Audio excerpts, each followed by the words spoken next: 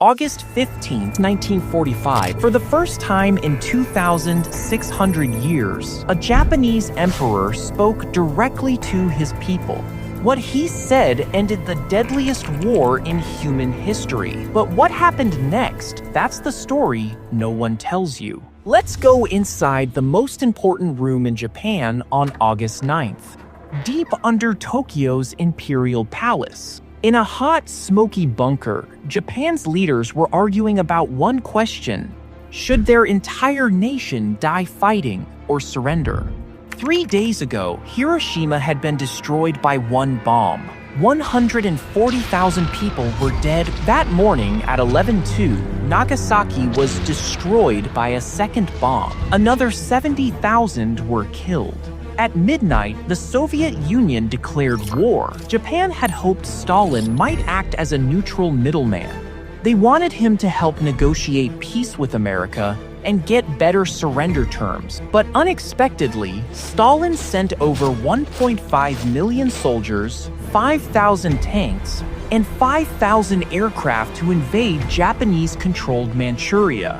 The Japanese army there, about 700,000 soldiers, was weak, exhausted, and outnumbered. In just 11 days, the Soviets captured hundreds of thousands of Japanese soldiers. Most were sent to freezing prison camps in Siberia. Thousands never returned. Japan was completely surrounded, trapped between America and Stalin's forces. No escape, no hope. Inside the bunker, Japan's leaders were divided. On one side were the hardliners. These generals wanted to fight until every Japanese person was dead. Their plan involved forcing America to invade the home islands, turning every citizen into a soldier, giving civilians bamboo spears, kitchen knives, and homemade bombs, preparing school children for defensive roles, and launching thousands of kamikaze planes.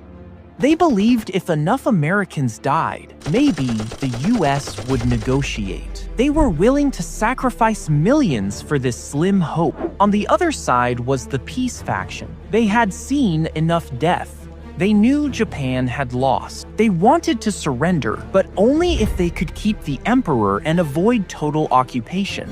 The two sides argued for hours. There was complete deadlock. Then, Emperor Hirohito, with his nation on the edge of extinction, the emperor spoke. "I cannot bear to see my innocent people suffer any longer. The time has come to bear the unbearable and endure the unendurable. We must surrender."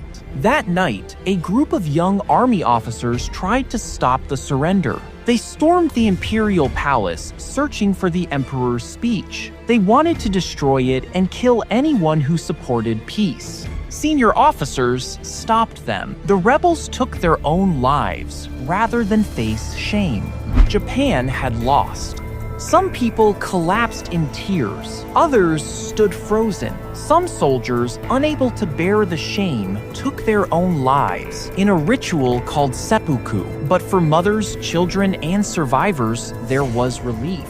The bombing would stop. Their children might live. World War II, the deadliest conflict in history, with over 70 million dead, was finally over. On August 30th, General Douglas MacArthur arrived in Japan. America was now in charge. For the first time in 2,000 years, Japan was ruled by outsiders.